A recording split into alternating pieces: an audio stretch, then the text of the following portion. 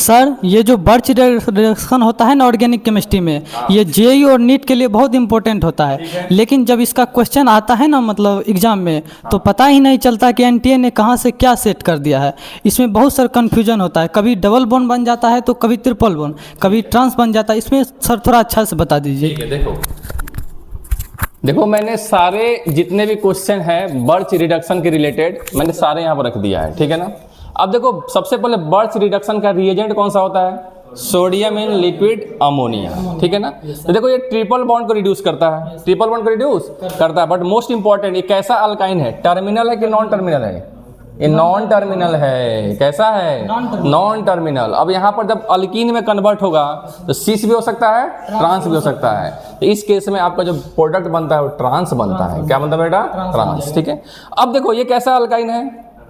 Terminal. कैसा बताओ? Terminal. तो तुम लोग को पढ़ा चुका हूं, जब भी आपका मेटल हो और ये हाइड्रोजन एसिडिक होता है तो इस केस में रिडक्शन नहीं होता है, इस केस में H2 गैस रिलीज हो जाता है। कौन सा गैस रिलीज होता है बताओ? H2 gas. तो देखो इसमें प्रोडक्ट क्या बनेगा, देखो इसमें रिडक्शन तुम्हारा नहीं हुआ, ठीक है ना बेटा। प्लस तुम्हारा क्या होगा बताओ? H2 गैस, ठीक है।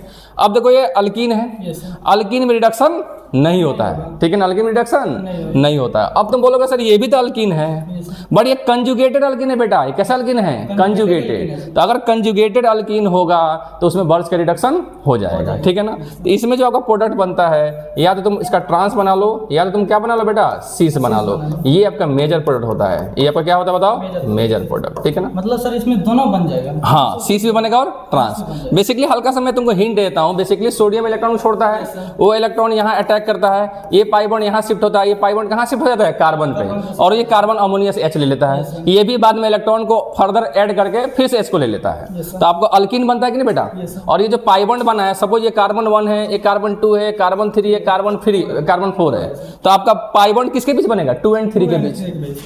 क्या समझ में आया कि नहीं आया? तो अगर आपका कंजुगेटेड अल्कीन होगा तो उसमें बर्च रिडक्शन होगा, ठीक है ना। और ये मेजर हो जाएगा। हाँ, और ये मेजर क्यों होगा? ट्रांस ज्यादा स्टेबल होता है, ट्रांस ज्यादा स्टेबल होता है।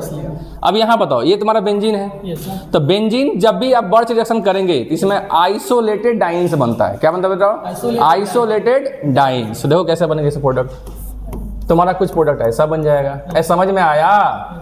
अब देखो यहाँ पर बेंजीन के ऊपर OMe है।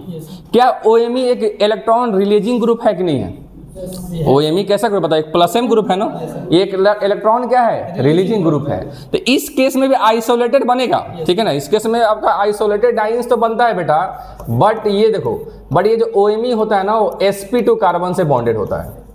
किसे बॉन्डेड होता है बताओ? sp2 कार्बन से। क्या तुम समझ रहे हो सारी बातों को? ठीक है। अब यहाँ देखो, यहाँ NO2 कैसा ग्रुप है? विड्रॉइंग ग्रुप है। कैसा ग्रुप बताओ? विड्रॉइंग ग्रुप है। तो यहाँ भी तुम्हारा आइसोलेटेड ही बनेगा, बट ये कैसा बनेगा बताओ बेटा? यहाँ जो आपका NO2 होगा वो sp3 से बॉन्डेड होगा। समझ में आया बे? देख यहाँ सारे प्रकार के जितने भी बर्च रिडक्शन से रिलेटेड क्वेश्चन है सब मैंने डिस्कस कर दिया। अब तेरे को कहीं भी कंफ्यूजन हो रहा है क्या? ठीक है, अब देखो तुम क्या बोलना चाहोगे। उम्मीद है कि आप लोगों को बर्च रिडक्शन बहुत ही अच्छे से समझ आ गया होगा। फिर मिलते हैं अगले नेक्स्ट वीडियो में। आप लोग अच्छे से जेईई और नीट का प्रिपरेशन कीजिए, बहुत ही कम समय बचा है। प्रिपरेशन कर रहा है बे? और हम भी सर कर रहे हैं, मतलब मैं प्रिपरेशन कर रहा हूँ। मैं भी आप लोगों के साथ, और आप लोग भी मतलब अच्छे से जेईई और नीट का प्रिपरेशन कीजिए। फिर मिलते हैं नेक्स्ट वीडियो में। समझ में आया पहले? यस सर, मैं लास्ट में ये कहना चाहूँगा कि इतनी मेहनत करो कि सबको पीछे छोड़ दो, IIT के लिए सारे रिकॉर्ड तोड़ दो। वाह, बहुत